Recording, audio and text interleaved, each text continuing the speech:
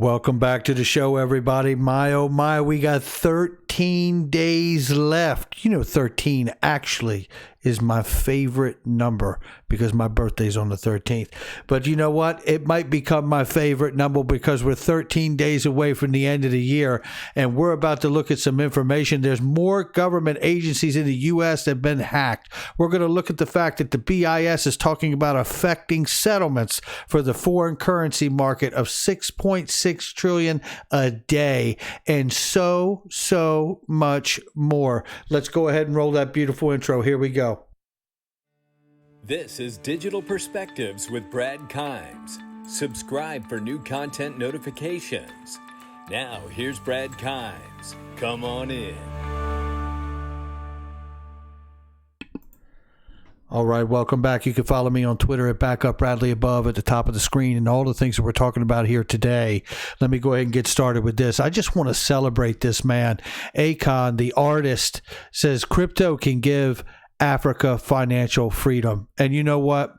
I really am inclined to agree with him, and I'd like to expand that to everywhere across the world, banking the underbanked and the unbanked. And it's just amazing. And I just want to celebrate Akon for a minute because he's more than just obviously a musician, an artist, and a singer and a performer, but this guy is a humanitarian. And I just want to celebrate him for that.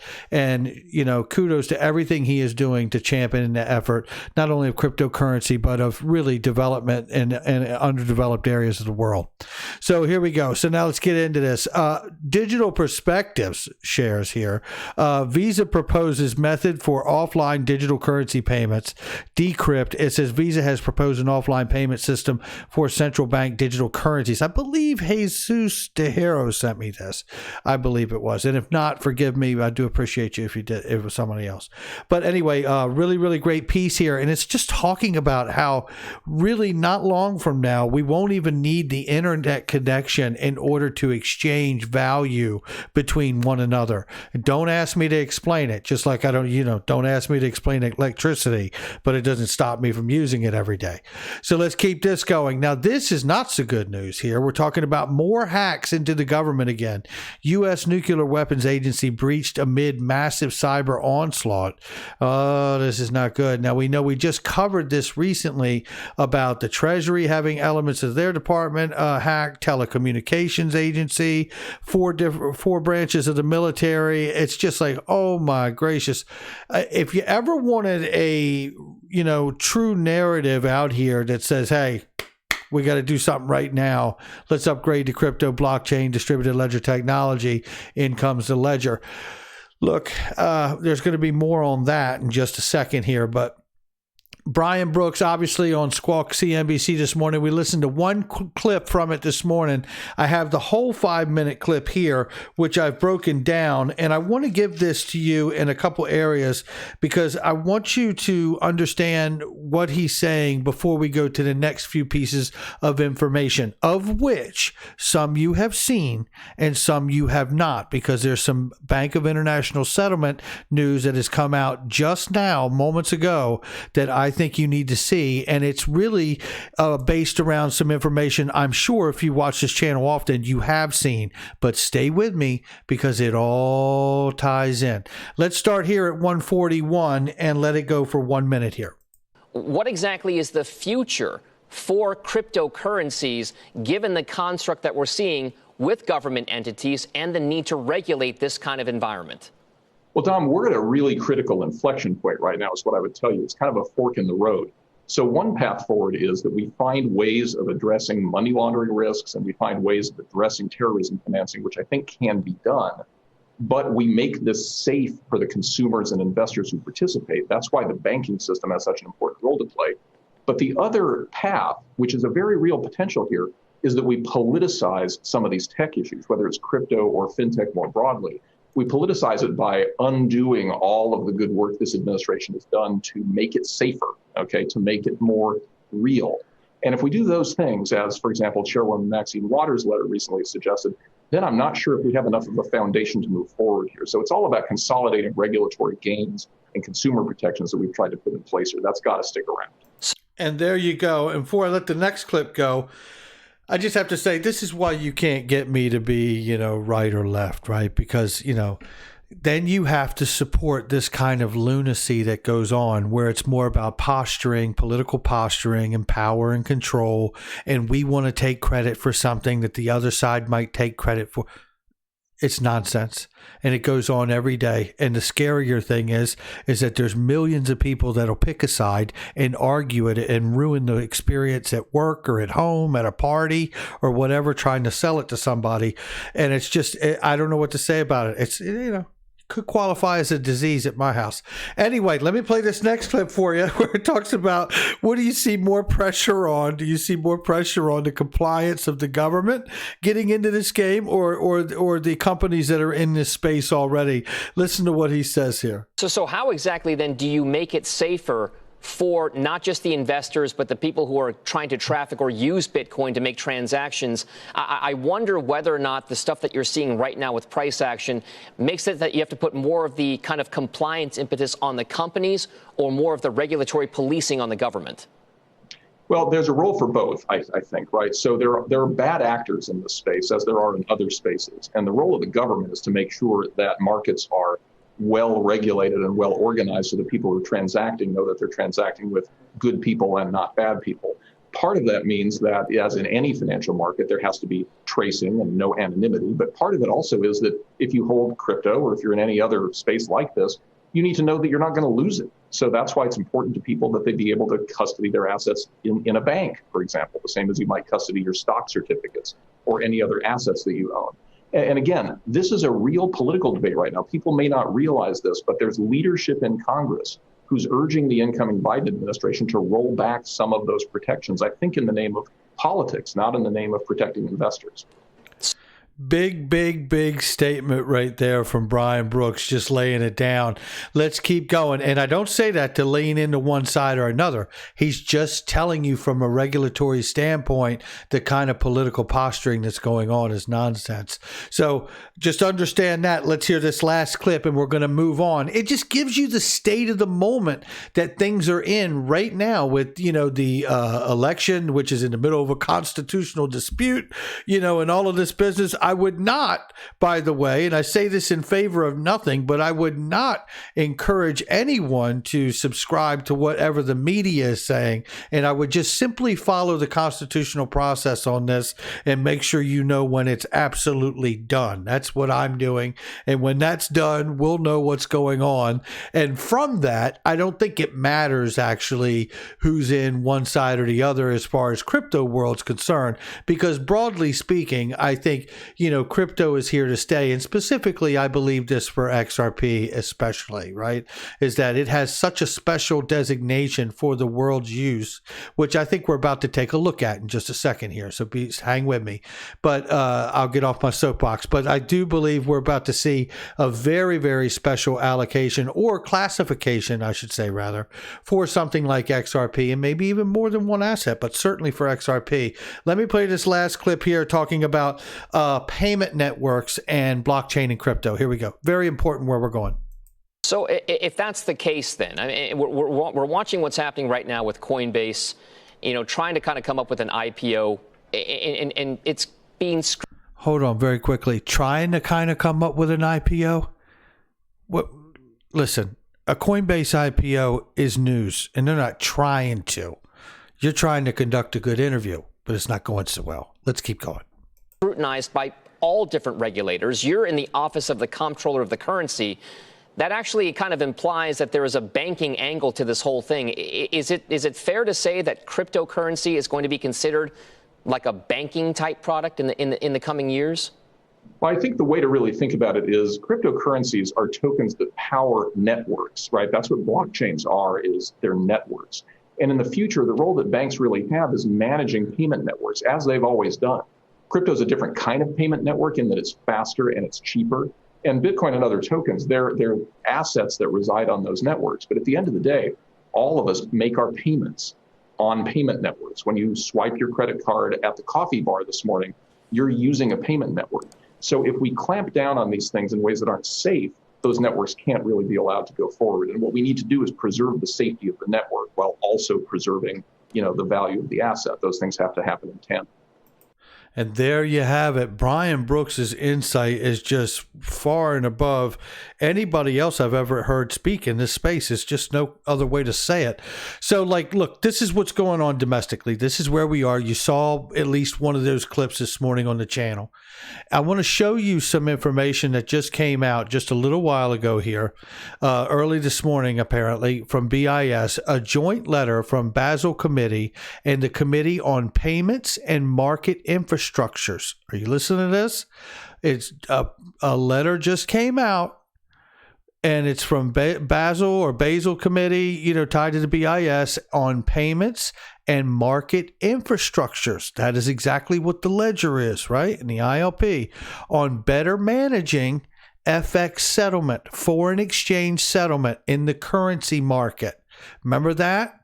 Settlement risk marks the delivery of the first action point. You hearing this? Are you hearing this?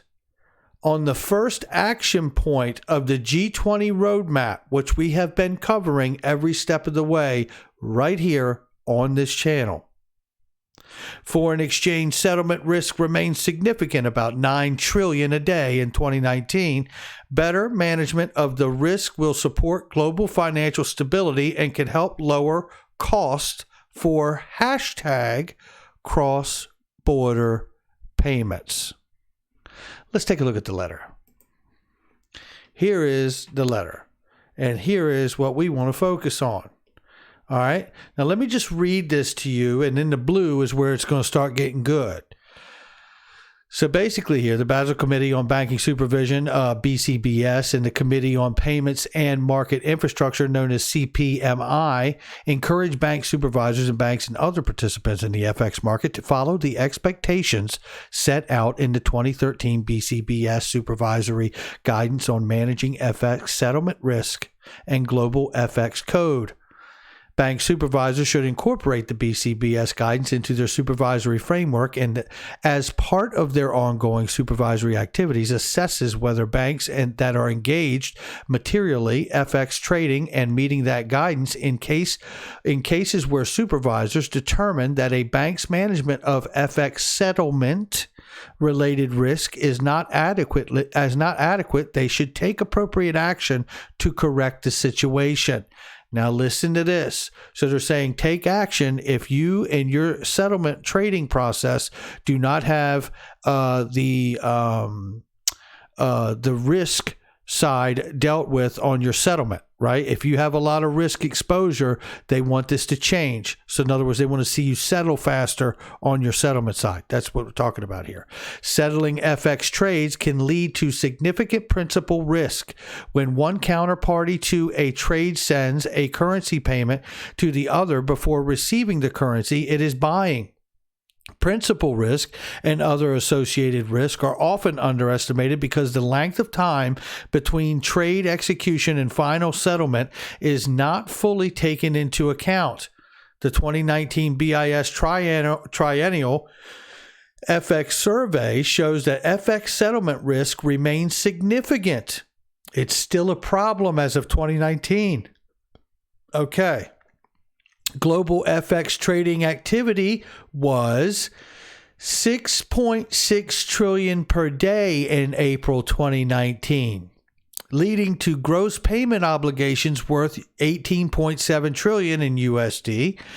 Related analysis suggests that proportion of trades with payment versus payment, PVP, protection has fallen in recent years. Now, before I read another word to you, the global FX trading activity was 6.6 trillion per day for this evaluation of FX settlement risk, right? Remember this? Remember this article right here? Financial giant SBI to test XRP in 6.6 trillion foreign exchange market 1 month ago, a little more than a month ago. Let me come down here. According to the BIS, trading in the global FX market reached 6.6 trillion per day in 2019. They got this information from this document, but this document didn't come out till today. This is interesting. This is very interesting. I see this lining up here. Let's look at this last half of this, okay? So let's take a look here. So let's keep going. So starting right here, the BIS guidance recommends eliminating principal risk by using PVP, right? Payment versus payment settlement where practicable. For FX transactions that do not settle PVP, the guidance recommends that supervisor encourage banks to minimize the size and duration of their principal risk and to conduct timely reconciliation of payments received. Are you hearing this? Right?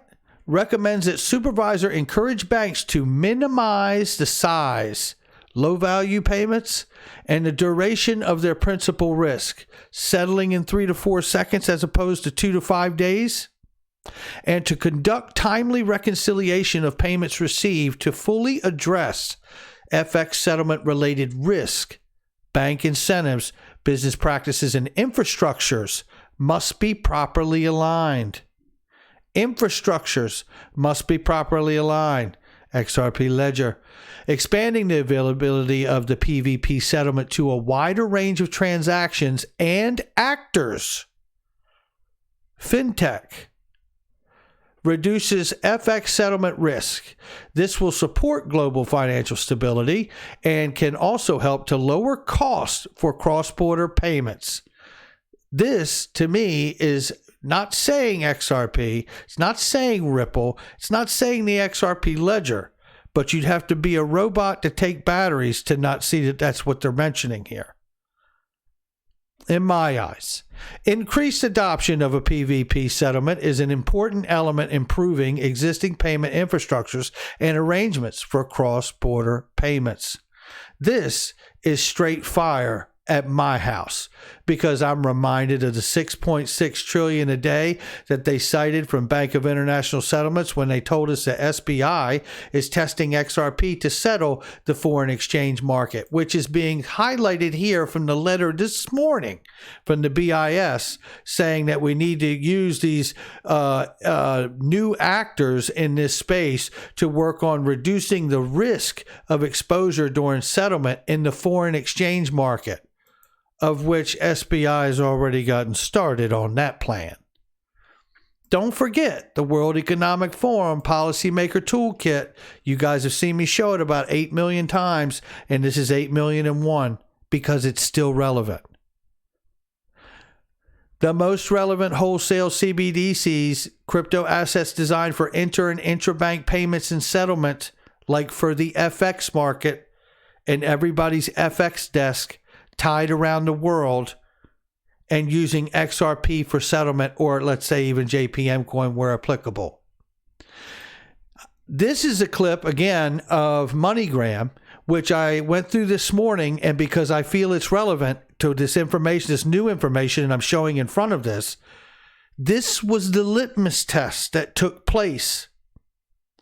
The real live litmus test for the regulators in the other areas of industry, whether it was remittance or payment providers or banks and central banks, anyone who has to settle payments, to see the real-time example go on and see the full benefit of it.